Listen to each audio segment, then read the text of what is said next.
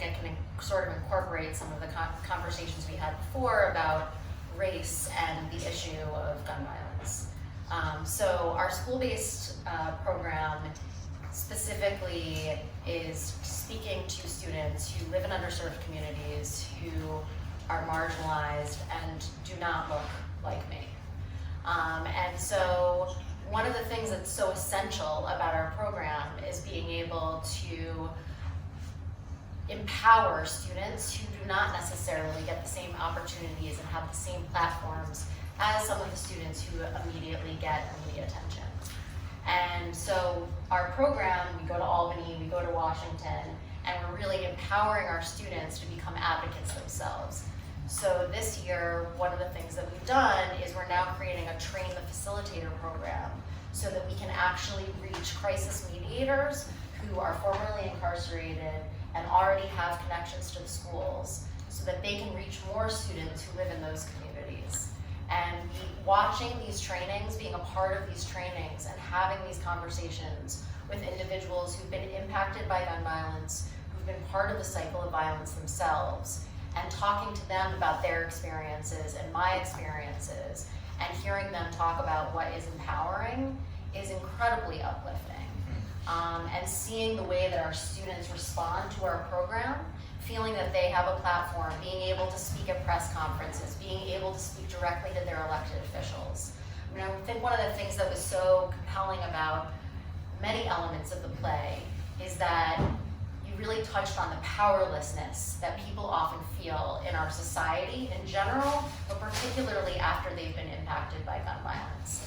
And that powerlessness is often the thing that leads people to pick up guns. And I think that one of the things that's so essential about our program is that we're really trying to teach our students that there are other ways to be empowered, and being able to have a voice in Washington or in Albany or within your community and being a leader within your community is more powerful than a gun.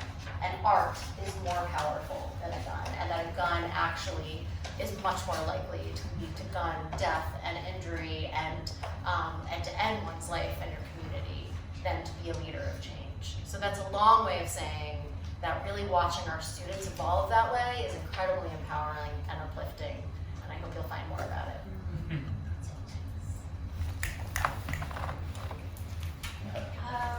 You basically stole my answer.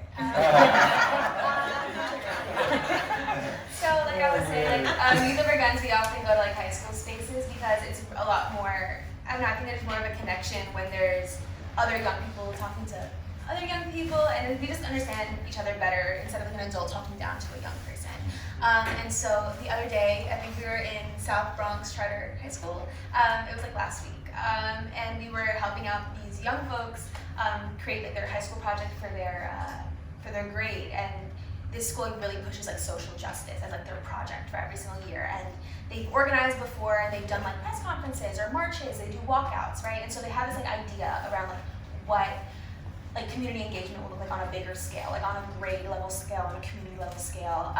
But we were there talking about gun violence, and gun violence is the end result of a lot of different systems of oppression, right? Like it's the most violent, it's one of the most violent ways like it carries out, whether it's like xenophobia or racism, transphobia, all of these horrible things that we all see every single day. Gun violence is like the end product of that, and it often it's traumatic on so many different levels. But we were there talking, and we talked about police brutality in that classroom. We were talking about Eric Gardner, we were talking about Trayvon Martin, we were talking about all of these Black and brown folks that are just being criminalized and then targeted and then murdered for things that they can't really control. And then also the way that the media corrupts the way that we even see our own community members, right? And so I remember we were talking about just the way that media talks about us. Like there's let's say like a Black boy dies out in Brownsville. They'll be so quick to criminalize him and so quick to like justify his death, right? Oh, he was a gang member. Oh, he was doing something else illegal. But we cannot be talking about our own community members like this. Like we all deserve to live regardless of what we were doing like the seconds before we died, right? And so we were talking about these issues in the classroom, and they were so like beat. Like they didn't want to talk anymore because we exhausted this subject so much, and they were like left to a conclusion that we could do nothing. And it was hard for them to pick up a conversation again, but like through facilitation, obviously we could bring that back, but by the end of the class, like, we got like kind of like an idea going, like, oh, we're gonna walk out, we're gonna do this, we're gonna get the media, we're gonna connect you to the media.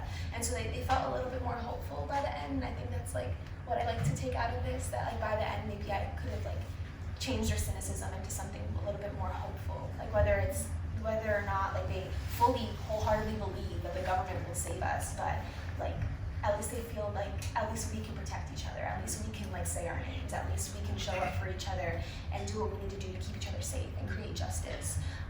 So definitely. That's one of the reasons that Youth Over Guns is so essential to the work that we do, because the reality is that I can't go to a school in the South Bronx and be able to empower students the same way that Andrea can, or our executive director of Youth Over Guns, Luis Hernandez, can. And so it's so important that we have our youth leaders from the same communities empowering and talking to the students that